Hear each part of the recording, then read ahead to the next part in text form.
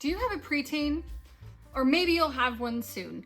I know that middle schoolers can be tough, and now we've got to throw homeschooling then into it. I'm in the middle of this stage with my oldest right now, and in this video I'd like to talk about what I'm learning about homeschooling my middle schooler.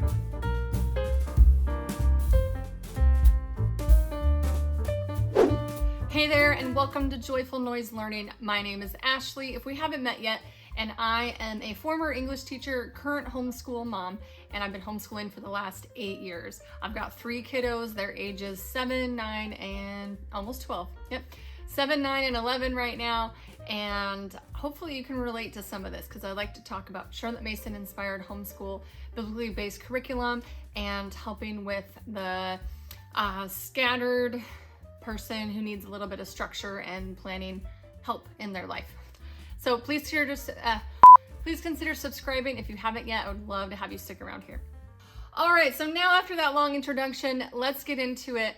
Even though I only have one middle schooler currently, she's gonna be about 12 here soon in a few weeks. I did teach middle school for a couple years as a public school teacher. I also was a youth leader, youth pastor for a while, and I've worked with middle schoolers there.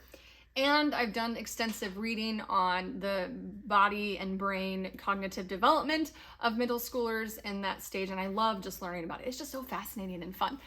My friend Leilani from Living with Eve has an amazing video on just this topic on middle schoolers and their brain development and all that stuff. It was super great. If you're interested in more, you want to go watch that video. But that's not what you're here for. I want to talk about 2 things that I've been tempted to do while I am in this stage currently with my homeschooler who is a middle schooler. So I want to talk about education as an atmosphere.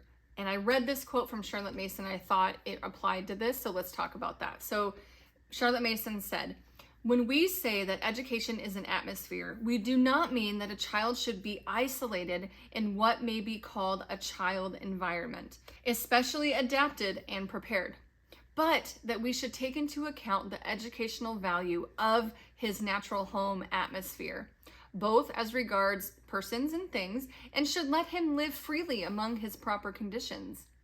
It stultifies a child to bring down his world to the child's level."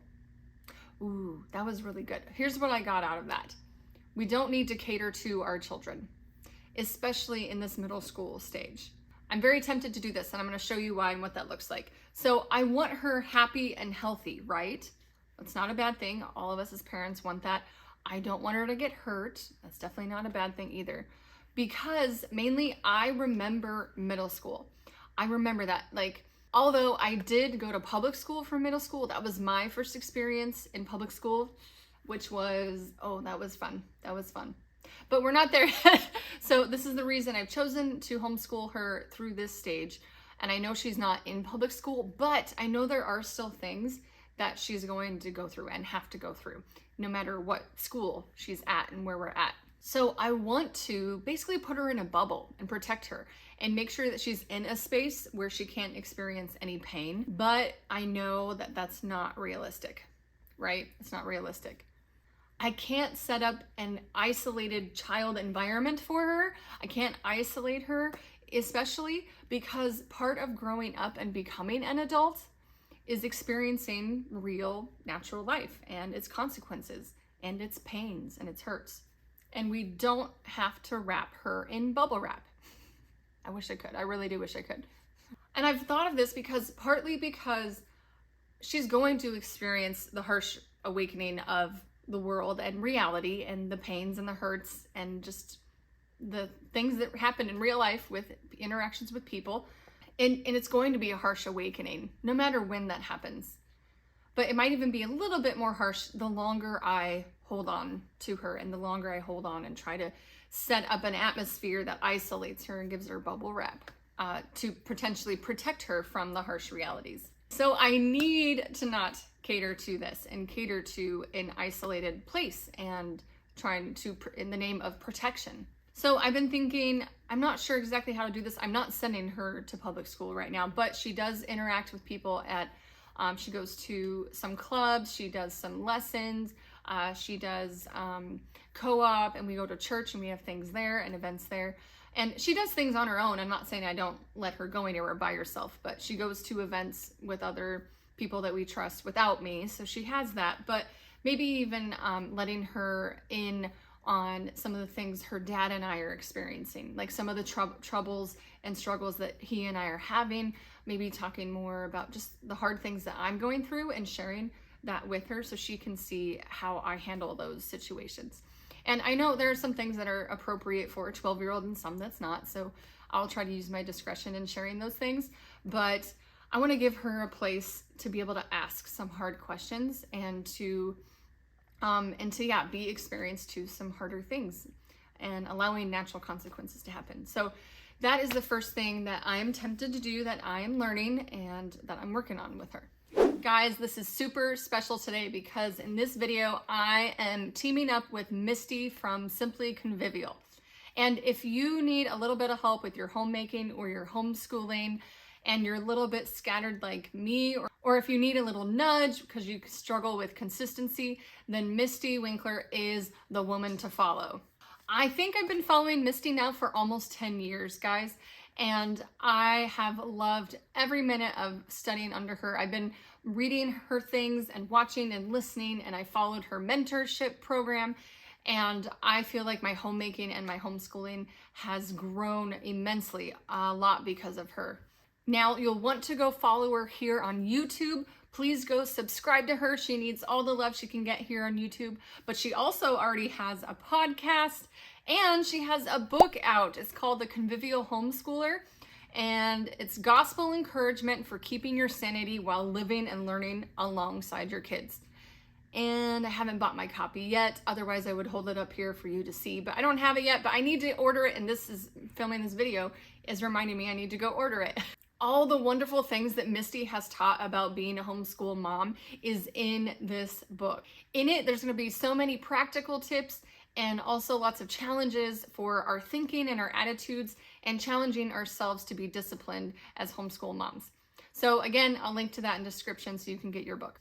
Also, Misty has 5 kids, and 3 of them she has made it through the preteen stage with. 2 of them are into young adulthood already, and she's currently in the stage of middle school and preteen with 1 right now. So she knows all about dealing with preteen attitudes, and she's going to talk about that on her channels. So you'll want to go watch her video after you watch this, and you can glean some really good wisdom from her. All right, there is another thing that I'm tempted to do when it comes to my middle schooler. So I'm going to read the next quote from Charlotte Mason, and then we'll talk about it. So Charlotte Mason says, "By education is a discipline, we mean the discipline of habits, formed definitely and thoughtfully, whether habits of mind or body.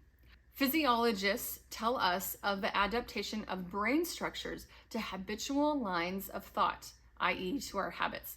So she's talking about, we've talked about habits before here on my channel. I love talking about it, but you have those railways, the railways, like Simply Charlotte Mason talks about, that your brain lines up with, and they just do and they just go. So in our home, we've been working on habits now. For her, it's been about 10 years that she's been building some of these habits, and I'm seeing some fruit. Like I've said before in other videos, I'm seeing she's doing really well, but I'm tempted to slack off with this. I'm tempted to slack off on monitoring her habits, encouraging and following through with it, and think like, oh, she's 12 now. She's very capable of a lot of things to do on her own. Let's just let her go. She can do it. She's got it. Right? That's very tempting to do, because as they get older, it's like, oh, I can take more and more off my plate. I can do more things that I want to do and not be paying so much attention to my kids. Wait, do I mean it that way? Let me say it a different way. Anyway, so she still is going to need some checking in and accountability.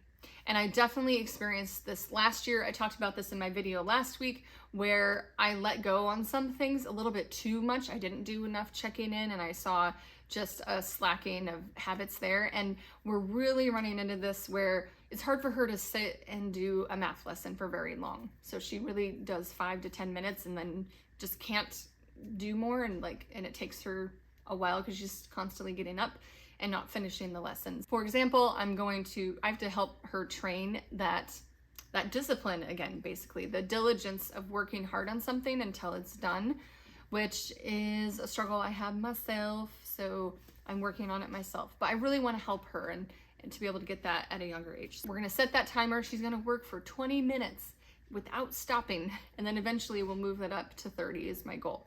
So maybe we'll start with 15 and then move to, anyway, doesn't matter the details. But that's one thing that I've noticed in slacking off on the accountability with those habits. And she's going to be needing real life natural consequences. And that goes right along with what I said earlier about wanting to protect her and not let her get hurt and harmed. But sometimes there's going to be things that I can't protect her from, and she has to have that a consequence happen to herself. Because if I keep trying to protect her and shield her from it, she's never going to experience that. And then when she gets to the real world and has that event, it's going to be like, whoa, what was that? I don't know what that is. So I'm working on this and allowing those natural consequences to happen more often.